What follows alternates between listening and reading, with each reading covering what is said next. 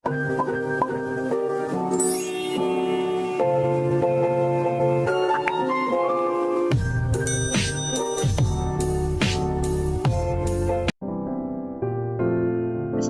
warahmatullahi wabarakatuh. Perkenalkan, saya Rahmatul Aini dengan NIM 2121216 dari Prodi Ilmu Administrasi Negara, Fakultas Ilmu Sosial, Universitas Padang.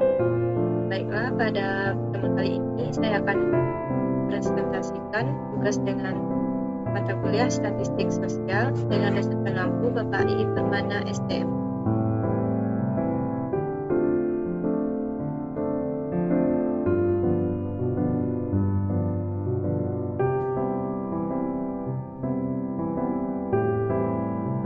Dalam kali ini kita bahas fear of tendency sentral, di mana terdapat ada 3 aspek, yaitu ada dan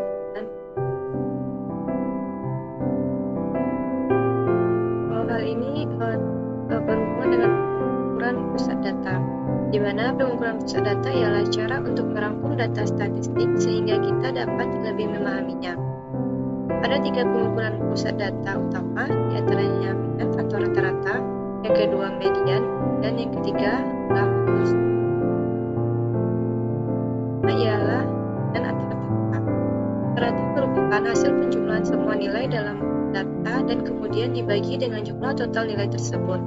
Ini dihitung dengan menjumlahkan semua nilai dalam dataset dan kemudian membaginya dengan jumlah total nilai tersebut. Notasi yang digunakan adalah MU untuk populasi dan X-bar untuk angka.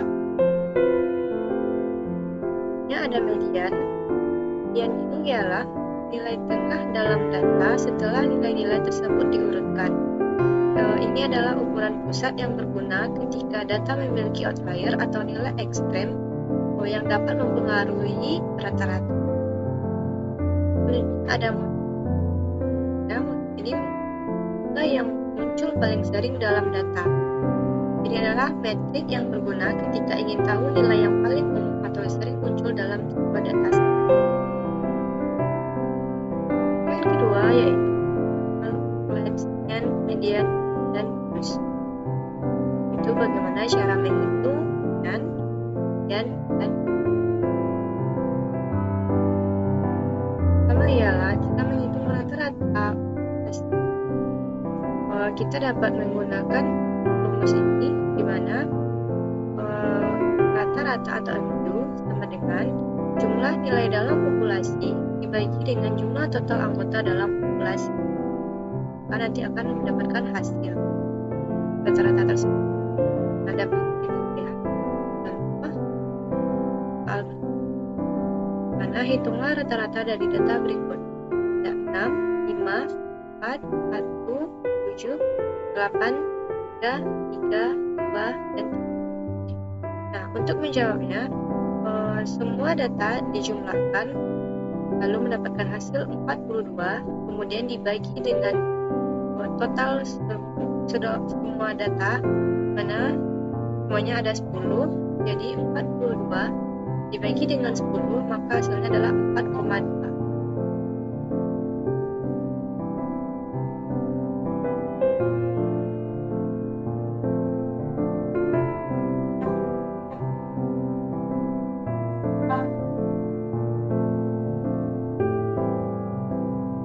Nah, selanjutnya bagaimana cara menghitung median?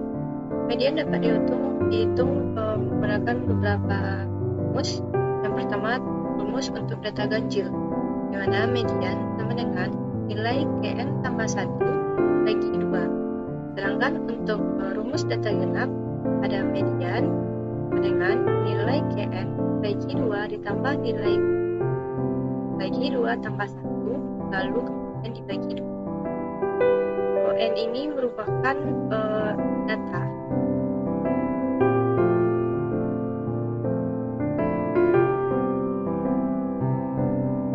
Contoh, carilah median dari data berikut, di mana ada 3, 2, 1, 4, 3, 3, 7, 6, 5, dan 8. Nah, untuk menjawab pertanyaan dari soal tersebut, langkah pertama ialah kita harus mengurutkan data tersebut dimulai dari data terendah ke data paling, dimana ada 1, 2, 3, 4, 5, 6, 7, dan 8. Jadi median dari data ini adalah nilai tengahnya, di mana titik tengah antara data ini ialah ada 3 dan 4.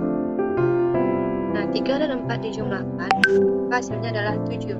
7 kemudian dibagi 2, maka dapatkan hasil akhir ialah 3,5. Selanjutnya, bagaimana cara menghitung? Terus dapat dihitung melalui dua rumus. Yang pertama, rumus data numerik, di mana modus sama dengan nilai yang paling sering muncul dalam data. Sedangkan yang kedua ialah rumus data kategori, di mana modus sama dengan kategori yang paling sering muncul dalam sebuah data. Nah, contohnya bisa dilihat dari soal berikut, itu modus dari data tersebut ada 3, 2, 1, 4, 3, 3, 7, 6, 5, dan 8. Nah, langkah awal untuk menjawab pertanyaan dari soal ini ialah kita harus mengurutkan data dari yang terendah ke yang tertinggi. Ada 1, 2, 3, 4, 5, 6, 7, dan 8. Nah, pada data ini angka yang sering muncul ialah angka 3. Maka modus dari data ini ialah 3.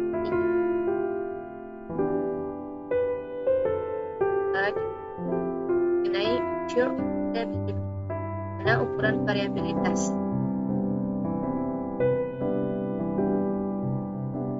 Di sini ada 3. Ialah rank tentang. Tentang adalah ukuran sederhana yang digunakan untuk mengukur sebaran data. Ini dihitung dengan mengurangkan nilai tertinggi dalam kumpulan data dengan nilai terendah. Di mana rumusnya dapat kita lihat, yaitu rank sama dengan nilai maksimal dikurangi dengan nilai minimal. Maka nanti kita akan mendapatkan. Selanjutnya ada standar deviation atau deviasi. Deviasi standar merupakan ukuran yang lebih rinci tentang seberapa jauh setiap titik data dalam kumpulan tersebut berbeda dari nilai rata-rata, atau lebih rinci yaitu mengukur variasi data. Semakin besar deviasi standar, maka semakin besar variasi data tersebut. Deviasi standar digunakan untuk memahami bagaimana data tersebar dan sejauh mana data berbeda dari nilai tengah atau rata-rata. Selanjutnya, yang ketiga ada variasi. Variasi merupakan kuadrat dari deviasi standar. Ini memberikan gambaran tentang seberapa besar perbedaan antara setiap titik data dan rata-rata, kemudian menghitung rata-rata dari perbedaan kuadrat. Ini digunakan untuk mengukur sebaran data dan memberi informasi tentang variasi dalam kumpulan data. Yang keempat, standard deviation and variance. Bagaimana cara menghitung standar deviasi dan variasi. Awal dalam perhitungannya sangat sederhana, itu menghitung sum of scores atau dari kuadrat deviasi. Hal ini penting karena memungkinkan kita untuk memahami dasar perhitungan dan konsep di balik ukuran-ukuran ini, terlepas dari apakah kita berurusan dengan sampel atau populasi.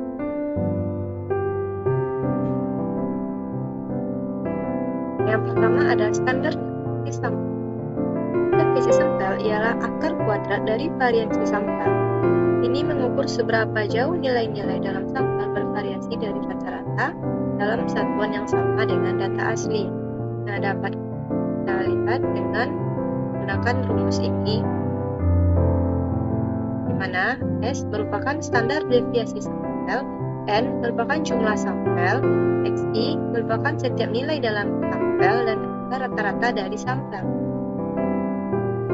Selanjutnya menghitung standar deviasi populasi.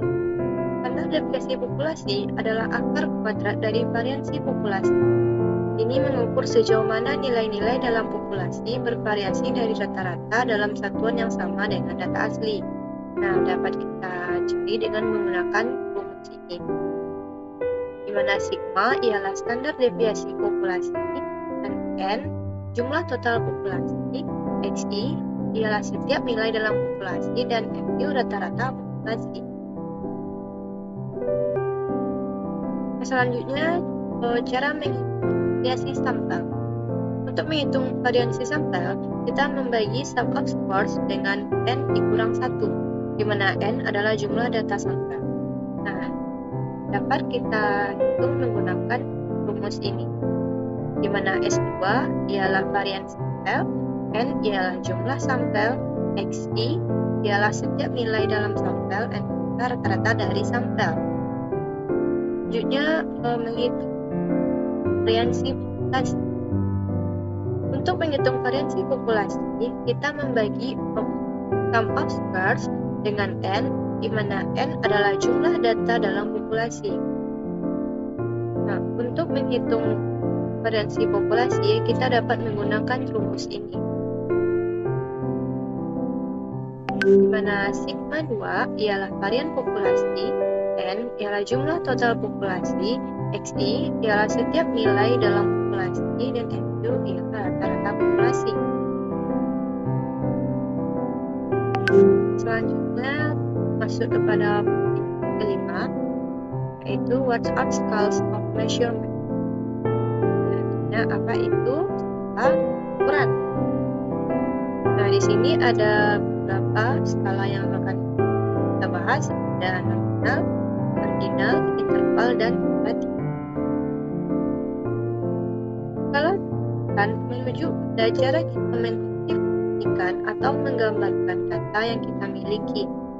Skala pengukuran adalah cara kita menggambarkan sifat data kita, yaitu cara kita mengkategorikan data yang ada dalam spreadsheet kita. Pertama adalah skala nominal, di mana skala ini digunakan untuk data non-numerik yang hanya bersifat kualitatif atau tidak berbentuk angka, seperti contoh pengelompokan jenis vitamin, jenis minuman di suatu restoran, pengelompokan agama, atau hal-hal yang tidak berbentuk angka.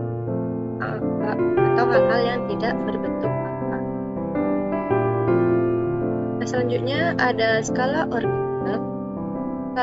Skala ordinal dapat berisi data numerik atau kualitatif. Artinya, kita hanya tahu bahwa satu nilai lebih tinggi atau lebih rendah daripada yang lain, tetapi kita tidak dapat mengatakan seberapa jauh perbedaan antara mereka. Nah, contohnya dalam pemberian rating, seperti 1, 2, 3, 4, atau 5.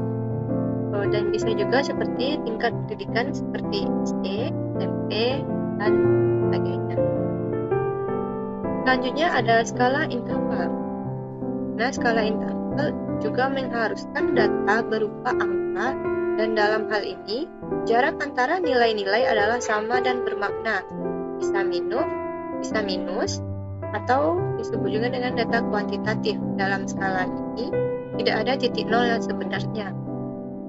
Contoh dari skala ini ialah suhu, seperti 90 derajat Celcius dan 60 derajat Celcius. Ada contoh lain lagi seperti titik koordinat. Selanjutnya ada skala ratio. Skala ratio juga hanya mengizinkan data numerik dan memiliki semua sifat skala interval, tetapi dengan tambahan fitur penting, yaitu ada titik nol yang sebenarnya dalam skala ini. Skala ratio adalah data kuantitatif, dengan contoh seperti tinggi badan, persentase pada ujian. Nah, sekian dari saya. Apabila ada mohon diperhatikan, saya akhiri dengan billahi taufiq wal hidayah. Assalamualaikum warahmatullahi wabarakatuh.